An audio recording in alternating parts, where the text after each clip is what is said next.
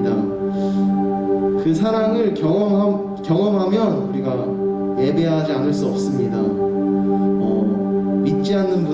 믿는 분들은 우리 함께 예배해 주시면 감사하겠고, 믿지 않는 분들이 있다면 저희가 찬양할 때에, 그리고 또 목사님께서 설교하실 때에 듣기만이라도 해주시면 감사하겠습니다. 이제 찬양할 텐데 정말로 온전히 하나님을 향해서 하나님만을 찬양했으면 좋겠습니다.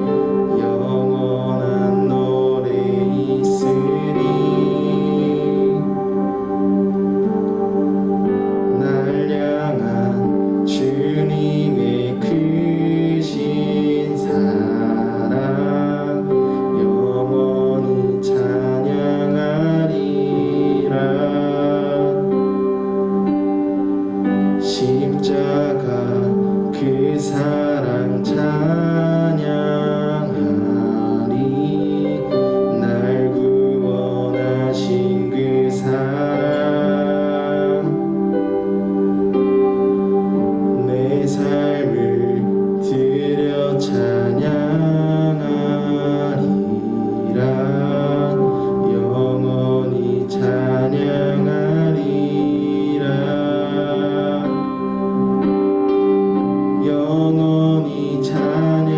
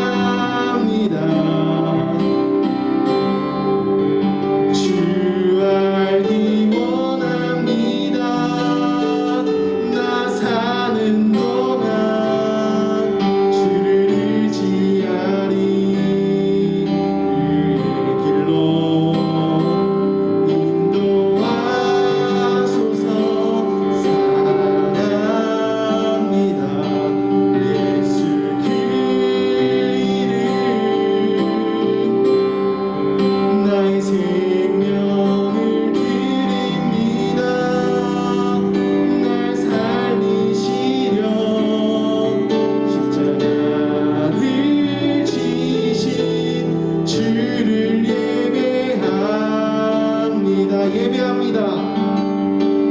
예배합니다. 찬양합니다. 주 알기 원합니다. 나 사는 동안 주를 의지하리. 길로 인도하소서. 사랑합니다. 예수 그 이름 나의 생명을 드립니다. 날 살리시려 십자가를 지신 주를 예배합니다. 할렐루야. 할렐루야. 할렐루야. 그 크신 사랑 새롭게 하시네. 할렐루야. 할렐루야. 내 생명 다해 주를 예배하리. 예배합니다. 찬양합니다. 주 알기 원합니다. 나 사는 동안 주를 의지하리. 길로 인도하소서. 사랑합니다. 예수 그 이름 나의 생명을 드립니다. 날 살리시려 십자가를 지신 주를 예배합니다.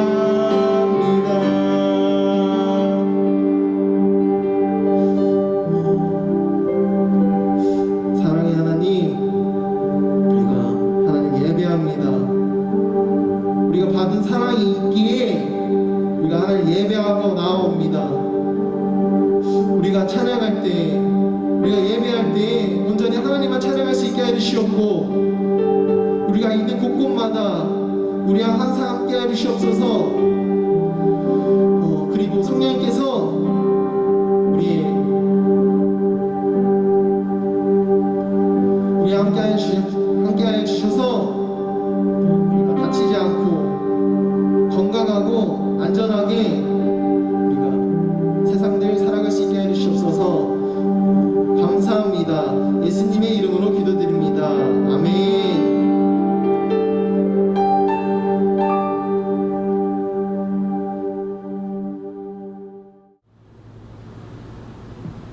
다 함께 복도하심으로 체크를 시작하도록 하겠습니다. 여호와는 나의 목자시니 내게 부족함이 없으리로다. 그가 나를 푸른 초장과 쉴만한 물가로 인도하시는도다. 아멘. 다 함께 사도신경 하심으로 우리의 신앙을 고백하도록 하겠습니다. 전능하사 천지를 만드신 하나님 아버지를 내가 믿사오며 그 외아들 우리 주 예수 그리스도를 믿사오니 이는 성령으로 잉태하사 동정녀 마리아에게 나시고 본디오 빌라도에게 고난을 받으사 십자가에 못 박혀 죽으시고 장사한 지 사흘 만에 죽은 자 가운데서 다시 살아나시며 하늘에 오르사 전능하신 하나님 우편에 앉아 계시다가 저리로서 산자와 죽은 자를 심판하러 오시리라. 성령을 믿사오며 거룩한 공예와 성도가 서로 교통하는 것과 죄를 사하여 주시는 것과 몸이 다시 사는 것과 영원히 사는 것을 믿사옵나이다. 아멘. 오늘 하나님께서 우리에게 주신 말씀은 열왕기상 3장 4절에서 15절 말씀입니다. 제가 읽도록 하겠습니다. 이에 왕이 제사하러 기브온으로 가니 거기는 상당히 큼이라. 솔로몬이 그 제단에 1000번제를 드렸더니 기브온에서 밤에 여호와께서 솔로몬의 꿈에 나타나시니라. 하나님이 이르시되 내가 내게 무엇을 줄고 너는 구하라. 솔로몬이 이르되 주의 종 내 아버지 다윗이 성실과 공의와 정직한 마음으로 주와 함께 주 앞에서 동행함으로 주께서 그에게 큰 은혜를 베푸셨고 주께서 또 그를 위하여 이 큰 은혜를 항상 주사 오늘과 같이 그의 자리에 앉을 아들을 그에게 주셨나이다. 나의 하나님 여호와여, 주께서 종으로 종의 아버지 다윗을 대신하여 왕이 되게 하셨사오나 종은 작은 아이라 출입할 줄을 알지 못하고 주께서 택하신 백성 가운데 있나이다. 그들은 큰 백성이라 수요가 많아서 셀 수도 없고 기록할 수도 없사오니 누가 주의 이 많은 백성을 재판할 수 있사오리까. 듣는 마음을 종에게 주사 주의 백성을 재판하여 선악을 분별하게 하옵소서. 솔로몬이 이것을 구하매 그 말씀이 주의 마음에 든지라. 이에 하나님이 그에게 이르시되 내가 이것을 구하도다. 자기를 위하여 장수하기를 구하지 아니하며 부도 구하지 아니하며 자기 원수의 생명을 멸하기도 구하지 아니하고 오직 송사를 듣고 분별하는 지혜를 구하였으니 내가 내 말대로 하여 내게 지혜롭고 총명한 마음을 주노니 내 앞에서도 너와 같은 자가 없었거니와 내 뒤에도 너와 같은 자가 일어남이 없으리라. 내가 또 내가 구하지 아니한 부귀와 영광도 내게 주노니 내 평생의 왕들 중에 너와 같은 자가 없을 것이라. 내가 만일 내 아버지 다윗이 행함과 같이 내 길로 행하며 내 법도와 명령을 지키면 내가 또 내 날을 길게 하리라. 솔로몬이 깨어보니 꿈이더라. 이에 예루살렘에 이르러 여호와의 언약궤 앞에 서서 번제와 감사의 제물을 드리고 모든 신하들을 위하여 잔치하였더라. 아멘. 오늘 우리에게 말씀을 전해주실 강사 목사님은 한세대학교 교수님이신 최성훈 목사님이십니다. 지금 이 시간 코드 인식과 듣는 마음이라는 제목으로 말씀 전하실 때 큰 은혜 받으시길 바랍니다.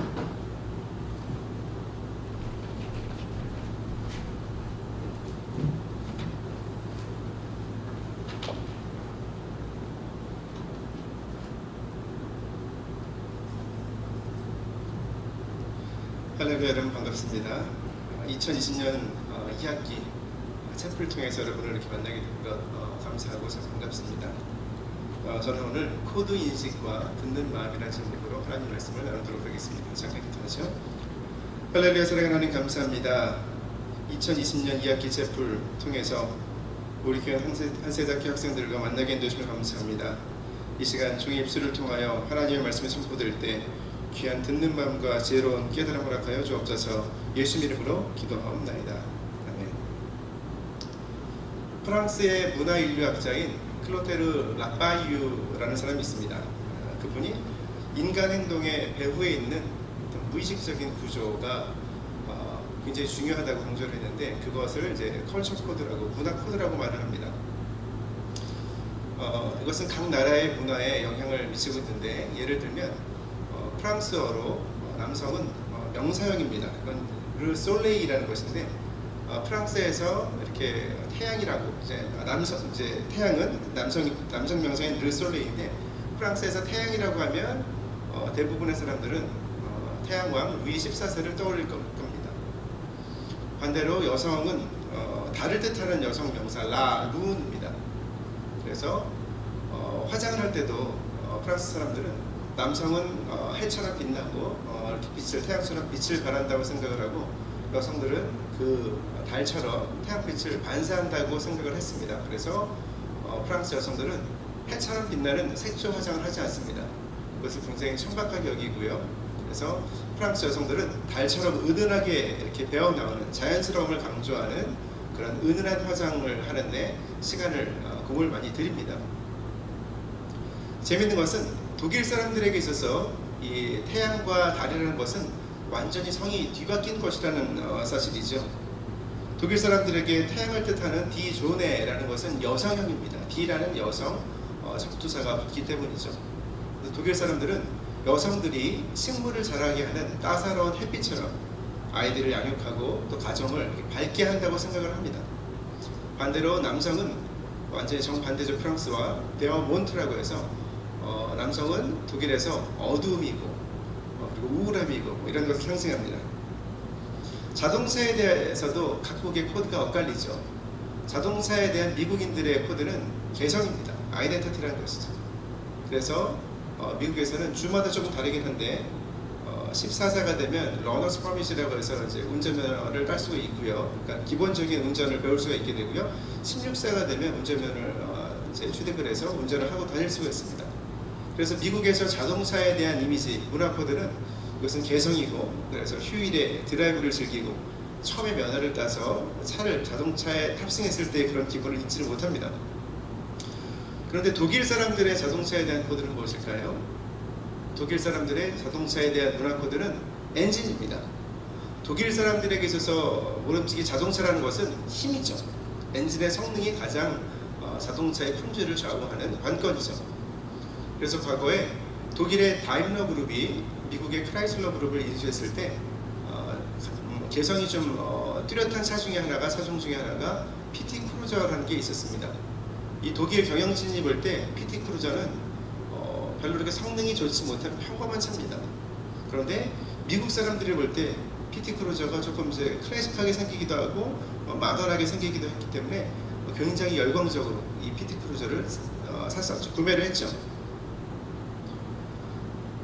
이렇게 사업을 하기 위해서도 어떤 문화 코드에 대한 어떤 그런 전제 인식을 가지고 있어야 되는데, 하물며 이 땅을 살아가는 어떤 그리스도인들에게 있어서는 하나님의 코드를 분별하는 그런 마음이 굉장히 중요합니다. 오늘 본문의 솔로몬 역시 하나님의 말씀을 듣는 마음, 그러니까 하나님의 뜻을 분별하는 그런 코드를 구했습니다. 우리가 다 읽지는 않았지만 열왕기사 3장 1절부터 3절을 우선 살펴보면 솔로몬이 애굽의 왕 파라오의 딸과 결혼을 합니다. 애굽의 왕을 이름을 그냥 파라오라고 하는 거죠. 바로라고 하는 겁니다. 사람의 이름이 아니고 관직의 이름입니다. 몽골의 왕의 이름은 칸인 것처럼 이제 애굽의 왕은 이제 파라오라고 하죠. 애굽의 왕 바로의 딸과 혼인 관계를 맺습니다. 고대 왕정의 왕실의 결혼은 단순히 사랑의 관계에 의한 결혼이 아닙니다. 고대 왕실에서 결혼한다는 것은 그것은 정치적인 결합을 의미합니다. 정략 결혼이죠. 그런데 이스라엘의 세 번째 왕 솔로몬이 애굽의 당대 최강국이죠. 애굽의 바로의 딸과 결혼하는 것은 어떤 의미를 가지고 있을까요? 이스라엘은 어떤 나라입니까? 애굽에서 이집트에 의해서 430년 동안 종살이를 했던 나라입니다. 그런 민족들이 이제 애굽을 떠나서 출애굽을 해서 가나안에 정착한 것이죠. 그렇게 지배받던 민족이 왕국을 건설하고 자신을 지배하던 나라와 사돈 관계를 맺게 된 것입니다. 이것이 이스라엘이 얼만큼 성장했는지를 보여주는 것이죠. 이제 솔로몬은 아버지 다윗이 전쟁을 통해서 그 기반을 이렇게 형성을 했던, 기반을 닦았던 이스라엘 왕국에 여기 이제 든든히 이스라엘 왕국을 든든히 뿌리 내리는 작업을 시작합니다. 그런데 솔로몬은 그 아버지 다윗이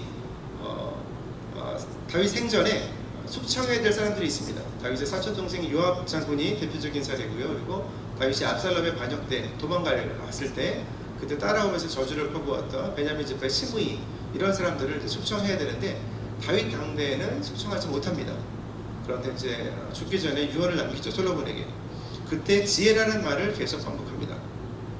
열왕기상 2장 6절을 보면 내 지혜대로 행하여 요압을 치라, 이렇게 이야기를 하고 당부를 합니다.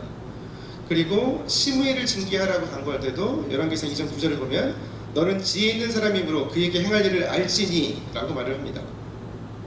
솔로몬은 이미 지혜롭고 똑똑한 사람이었습니다. 그런데 솔로몬은 그보다 더한 하늘의 지혜를 구했던 것이죠. 그리고 그때에는 2절을 보면 3장 2절을 보면 그때는 여호와의 이름을, 야훼의 이름을 위하여 성전을 아직 건축하지, 솔로몬 성전이 예루살렘에 아직 건축되지 않았다, 완공되지 않았던 시기입니다. 그래서 백성들이 산당에서 제사를 지냈죠. 산당이란 가나안 사람들이 이제 원래 이방인들에게 제사를 지내던 그런 이제 옥외 신전입니다. 근데 여기서 이방 신들에게 제사를 지내던 곳에서 하나님께 예배를 드리게 되고 제사를 지내게 되니까 이게 신의 개념이 섞여버립니다. 그래서 이방 신들과 하나님을 겸하여 섬기게 되면서 이스라엘이 몰락의 길로 빠져들게 되죠. 그래서 일찍이 신명기 12장을 통해서 하나님은 모세에게 이런 명령을 내리시죠. 가나안을 정복하면 그곳에 산당을 파멸하되 제단을 헐며 주상을 깨뜨리며 그 조국한 신상을 불사르고 찍어 멸하라고 말씀을 하십니다. 그리고 열왕기상 전체를 통해서 이스라엘의 왕들, 나중에 이제 왕정이 나눠지게 되죠. 북왕국 이스라엘과 남왕국 유다가 나눠질 때 좋은 왕들, 선왕들, 좋은 왕들은 산당을 패했다고 이렇게 기록합니다. 산당을 패한 왕들은 좋은 왕들입니다. 그리고 일반적인 보통 왕들은 산당을 그대로 두었습니다. 그리고 악한 왕들은 산당에서 우상을 섬겼습니다. 산당이 좋은 왕과 그렇지 못한 왕, 그리고 악한 왕들을 구별하는 기준이 된 것이죠. 솔로몬은 야훼 하나님 여호와를 사랑하고 그의 아버지 다윗의 법도를 행하였으나 산당에서 제사하며 분향하였더라. 이것이 일종의 복선으로 오늘 본문에 등장합니다. 어쨌든 가장 큰 산당이 있는 기브온에 가서 솔로몬은 소 1,000마리를 1,000마리를 한꺼번에 잡아서 번제로 태워서 하나님께 이렇게 드립니다. 번제는 민수기에 나오는 5가지 제사 중에 가장 첫 번째 나오는 제사입니다. 올라라는 것인데 모든 제물을 다 태워서 하나님께 드리는 것입니다. 하나님께서 가장 기뻐하시는 거죠. 제사장과 그 예물을 드리는 그런 사람이 혹시 남아있지는 않습니다. 전적으로 하나님께 드리는 헌신 제사죠. 어떤 교회에서는 헌금을 많이 드리는 것을 강조하기 위해서 1,000번 드려라 라고 하는데 이것은 성경을 잘못 해석한 것입니다. 소 1,000마리를 잡아서 번제로 드린 것이 1,000번제죠. 이렇게 기브온 산당에서 온전히 마음을 자기가 가지고 있는 것을 최선을 다해서 하나님께 드렸던 솔로몬을 기뻐하신 하나님께서 꿈에 그날 밤을 찾아오십니다. 3장 5절을 보면 내가 네게 무엇을 줄고 너는 구하라. 그랬더니 솔로몬이 가장 먼저 기도하는 자세를 모범으로 보여주죠. 하나님께 감사했습니다. 자신의 아버지 다윗에게 베풀어 주신 은혜와 그 자신을 왕 위에 앉혀주신 은혜를 감사하죠. 그렇게 하나님께 감사함으로 아뢰음을 시작합니다. 그리고 종은 작은 아이라, 나아르라는 히브리어인데요. 그것은 이제 청년이라는 뜻도 있는데 이 본문에서는 어린아이처럼 사용되었습니다. 그래서 저는 작은 아이입니다. 소자입니다. 예전 성경에는요, 소자. 백성이 많으니 하나님께서 듣는 마음을 그에게 주셔서 주의 백성을 재판하여 선악을 분별하게 해달라고 청합니다. 이게 듣는 마음이 히브리어로 레브 쇼메아라는 것입니다. 이제 막 왕이 된 20살 청년이, 약관의 청년인데 하고 싶은 것이 굉장히 많겠죠. 여러분들도 지금 대부분 다 20대죠. 하고 싶은 것이 굉장히 많을 텐데 요즘 청년들은 열심히 아르바이트해서 명품백 사고 이렇게 한다고 그런 세대적인 어떤 차이를 이렇게 어떻게 보면 그걸 이제 지적하는 그런 신문 기사도 있더라고요.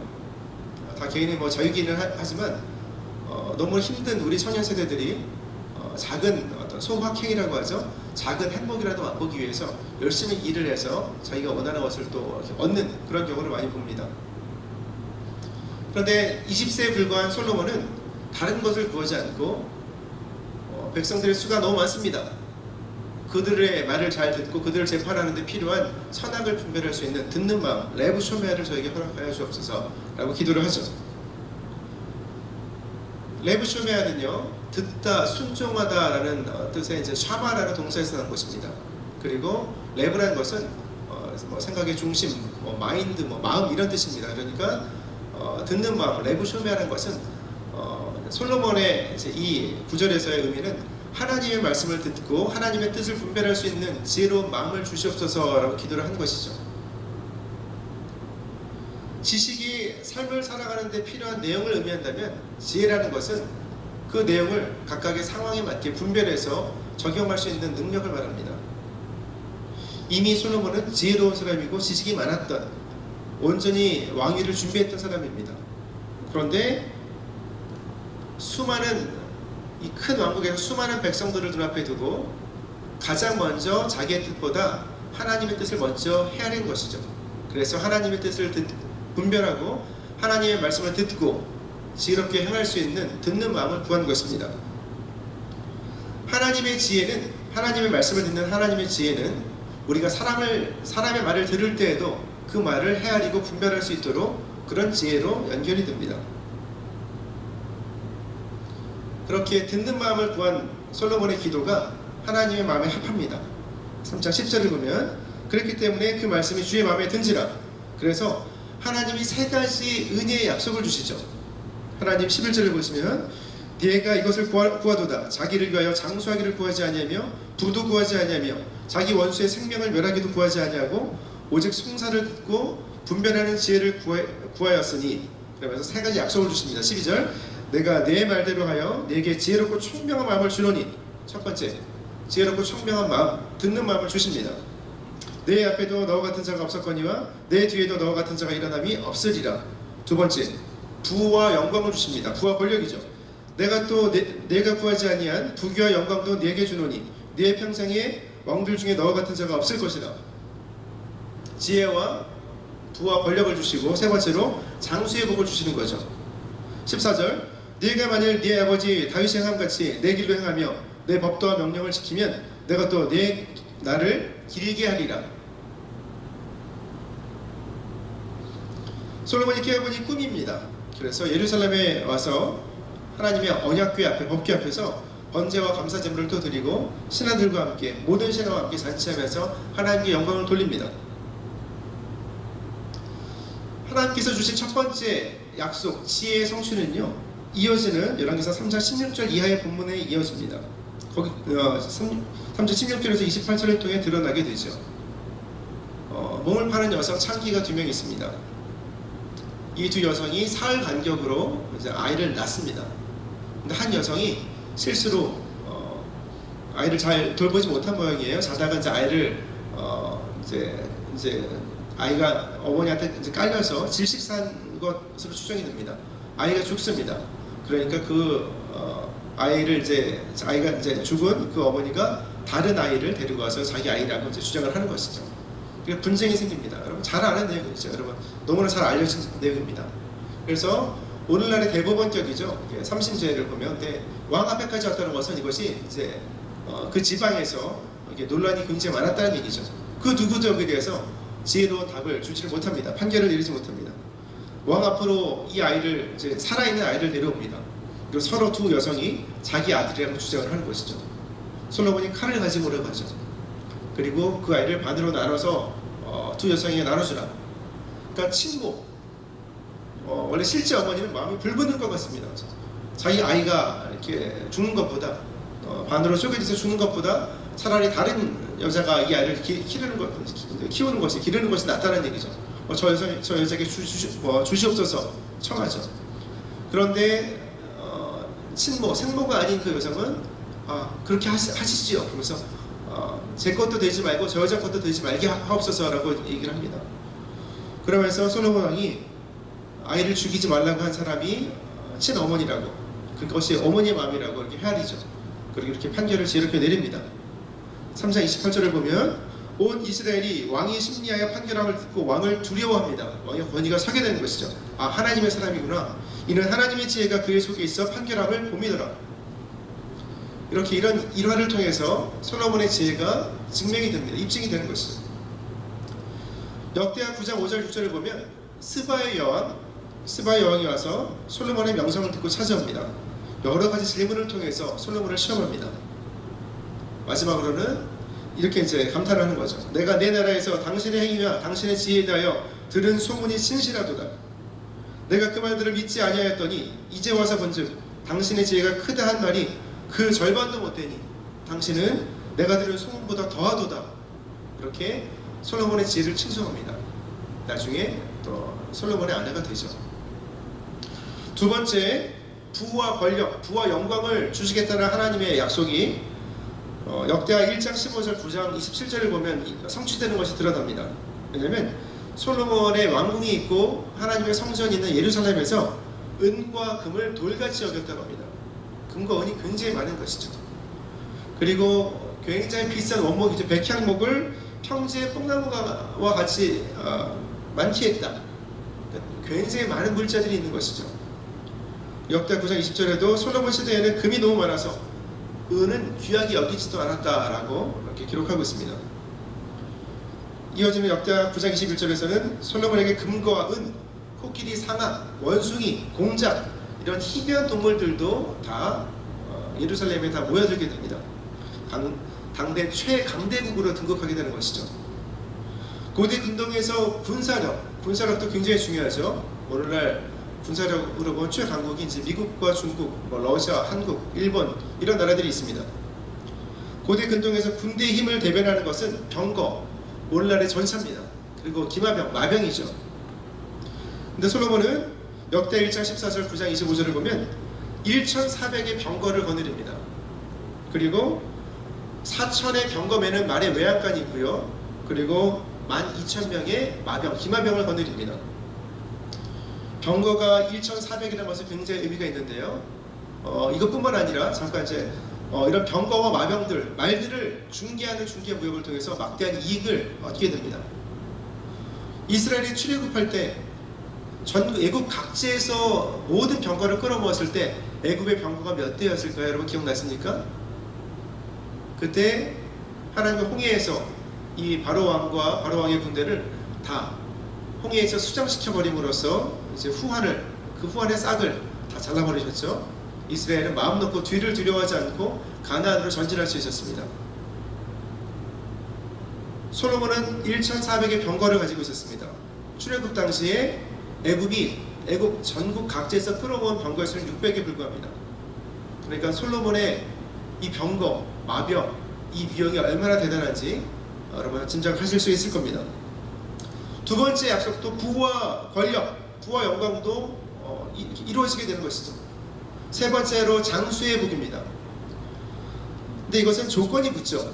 내 아버지 다윗처럼 하나님의 말씀, 법도대로 행하면 너의 날이 길리라고 하나님 약속하셨는데 다윗은 70세에 죽었습니다. 솔로몬은 20세 왕이 올라서 몇 년 동안 통치를 했죠? 죽을 때까지 40년 동안 통치합니다. 다윗은 70세에 죽었고 솔로몬은 60세에 죽습니다. 장수의 약속이 이루어지지 못한 것입니다. 그 이유는 무엇일까요? 솔로몬이 바로의 딸 외에도 3장 1절에 바로의 딸이 나오는 것도 일종의 복선이죠.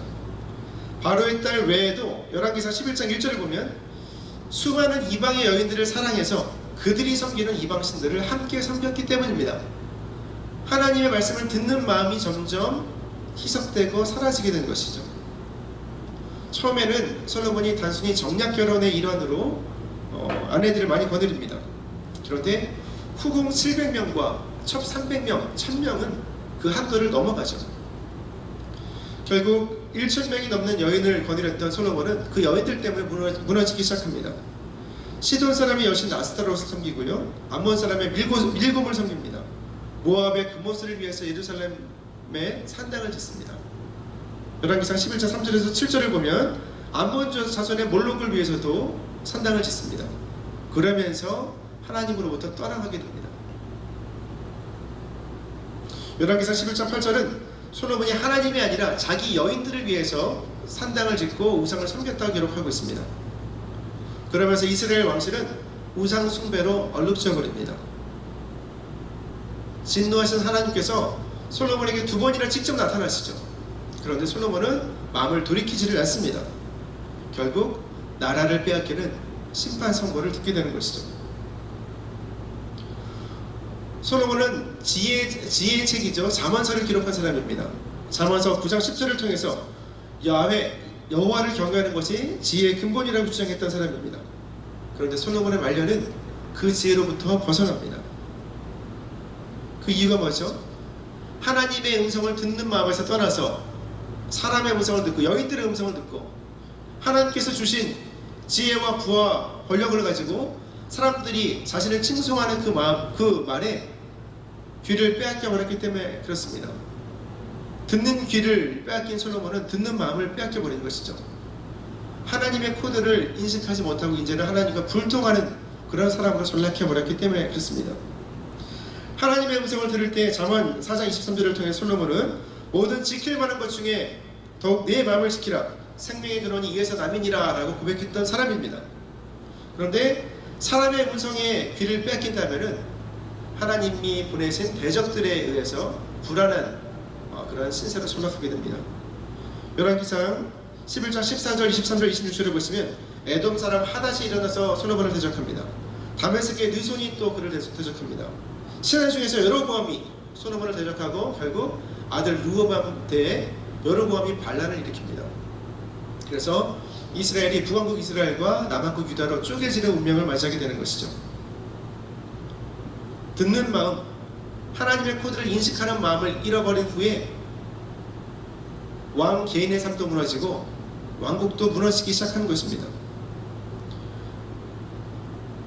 이번 학기 또다시 코로나19로 굉장히 얼룩져서 온전히 시작하지 못하는 2020년 2학기를 시작하는 저와 여러분의 마음은 어떻습니까? 굉장히 무겁죠. 어떻게 보면 믿음 안에서 이 코로나19 가운데 맞이하는 새로운 학기는 우리에게 굉장한 기회가 될 수 있습니다. 지난 학기에는 어찌어찌 하다가 이렇게 강의도 굉장히 힘들게 이렇게 진행을 했고요. 여러분도 2주 연장, 2주 연장, 3주 연장 이런 식으로 굉장히 힘들었지만 이번 학기는 아예 처음부터 비대면으로 수업이 진행됩니다. 교수와 직원, 학생들이 똘똘 뭉쳐서 이때 더욱더 우리가 집중해서 미래를 준비하는 기반으로 그런 기회를 삼을 수 있는 또 2020년 2학기입니다. 지난 학기와는 사정이 다르죠.